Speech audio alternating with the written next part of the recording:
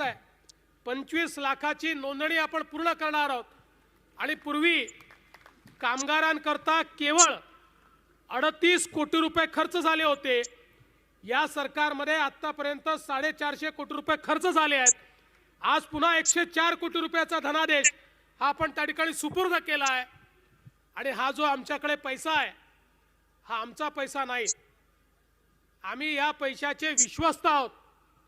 हा तुमचा पैसा आहे, बांधकाम कामगारांचा पैसा आहे, तुमच्याकरता जमा झालेला पैसा आहे।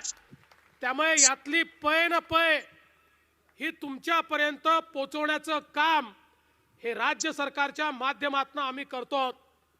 आणि मला आनंद आहे ज्या योजना आपण सुरू केल्या, नोंदणी केल्यानंतर त्याला थेट निधी देण्याची योजना असेल, टूल किट देण्याची योजना असेल, प्रशिक्षण देण्याची योजना असेल, आज अत्यंत चांगल्या प्रकारे महारेरा आणि क्रेडाई यांच्या माध्यमातून उत्तम अशा प्रकारचा करार या ठिकाणी झाला की ज्या करारामध्ये 500 ट्रेनर आपण तयार करणार आहोत आणि त्या माध्यमातून प्रत्येक बांधकाम कामगाराला ट्रेनिंग देणार आहोत।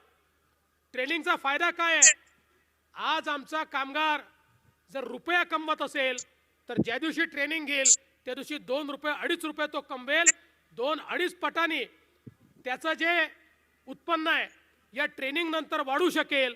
आणि म्हणून अत्यंत महत्त्वाचं अशा प्रकारचे ट्रेनिंग आपण त्या ठिकाणी करतोय।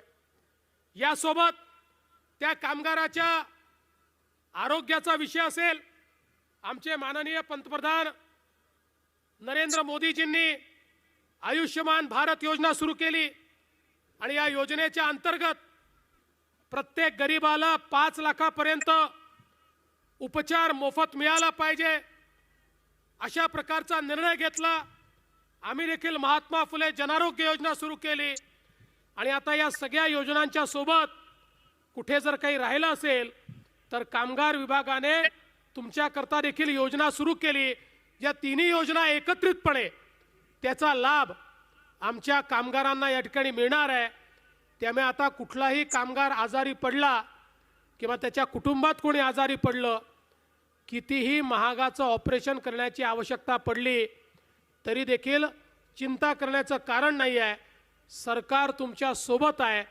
तुमची सगळी उपचाराची व्यवस्था, तुमचे सगळे ऑपरेशन हे मोफत करण्याचं काम हे आता या योजनांच्या माध्यमातून होणार आहे आणि त्यामुळे कोणालाही आरोग्याची चिंता करण्याची आवश्यकता नाही आहे। सामाजिक सुरक्षा विम्याचं कवच, अपघात होतात, पहिल्यांदा तर ट्रेनिंग देऊन, सुरक्षेचे सगळे इक्विपमेंट देऊन, सुरक्षेचं त्या ठिकाणी प्रशिक्षण देऊन कोणाचा ॲक्सिडेंटच होऊ नये हा आमचा प्रयत्न असणार आहे। पण तरी देखील झाला तर घरचा करता पुरुष किंवा मेहनत करणारी स्त्री निघून गेली तर त्या घरावर उपासमारीची पाळी येते आणि म्हणून त्यांना विम्याचं कवच देखील आता या योजनेच्या माध्यमातून आपण देतोय। त्यांच्यानंतर त्यांना विम्याच्या माध्यमातून त्यांच्या घराला, परिवाराला त्या ठिकाणी मदत मिळणार आहे। आणि यासोबत सगळ्यात महत्त्वाचं काही असेल तर डॉक्टर बाबासाहेब आंबेडकर नेहमी असं म्हणायचे, शिक्षण हे वाघिणीचं दूध आहे आणि ते वाघिणीचं दूध प्रत्येक कामगाराच्या पाल्यांना मिळालं पाहिजे। याकरता ज्या शैक्षणिक योजना